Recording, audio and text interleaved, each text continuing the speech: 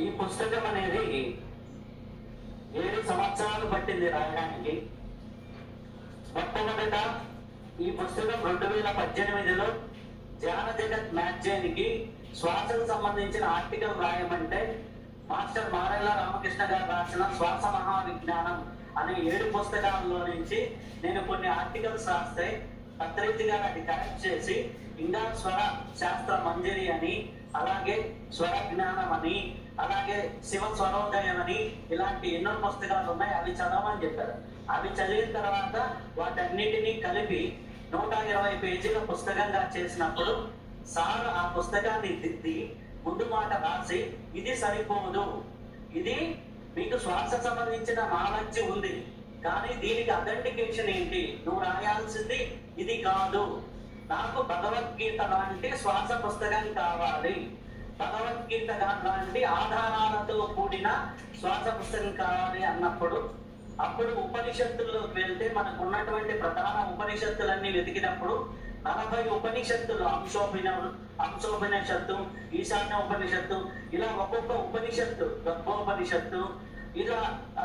ఒక్కొక్క ఉపనిషత్తులో ఉన్నటువంటి శ్వాస సంబంధించినవన్నీ కూడా కోట్ చేసుకుంటూ రావడం. అలాగే మనకి సద్దర్శనాల్లో మనకి ఎట్లా ఉంది, పతంజలి దర్శనం కానీ వీటిల్లో ఎలా ఉంది. అలాగే నెక్స్ట్ వచ్చేసరికి తంత్ర గ్రంథాల్లో పురావరణ తంత్రం, నిరుక్త తంత్రం, విజ్ఞాన భైరవ తంత్రం, ఇలా కాళీ తంత్రం, ఇట్లా తంత్ర గ్రంథాల్లో ఎక్కడెక్కడ ఉందని, అలాగే మనకి స్మృతుల్లో ఎక్కడ ఉందనేసి, అలాగే సంగీతంలో ఎక్కడ ఉందనేసి, భగవద్గీతలో ఎక్కడ ఉంది శ్వాస గురించని, భాగవతంలో ఎక్కడ ఉందనేసి,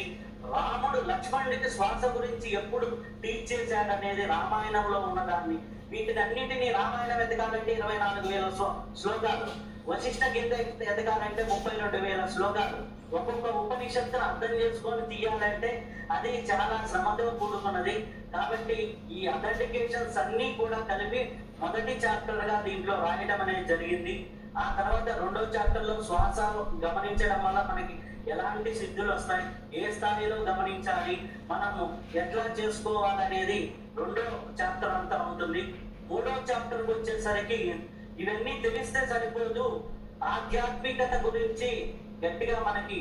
తెలియాలి అంటే దశవాయువులు తెలియాలి, పంచ ప్రాణాలు తెలియాలి, మనకి పంచభూతాలు తెలియాలి, అలాగే సప్త శరీరాలు తెలియాలి, త్రిబంధనాలు తెలియాలి, త్రిగంధులు తెలియాలి, అలాగే ఒక్కొక్క చక్రం గురించి క్లియర్ గా తెలియాలి. అంటే చక్రాల గురించి చెప్పి ఎక్కడైనా ఒక పేజీ ఉంటుంది, దీంట్లో ఒక్కొక్క చక్రం గురించి 8 పేజీల